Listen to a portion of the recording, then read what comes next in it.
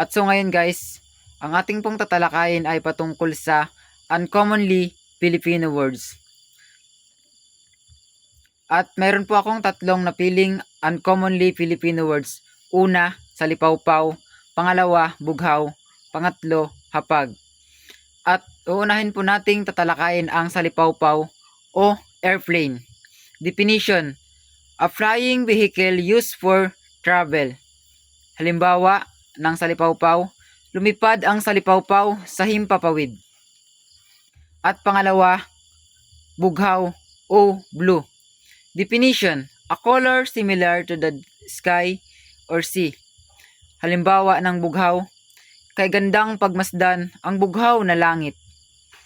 At pangatlo, hapag o dining table. Definition: a table where food is served. Halimbawa ng hapag, sama-samang silang kumakain sa mahabang hapag. At ayun lamang po. Salamat sa panonood. At huwag kakalimutang mag-subscribe and follow. Thank you.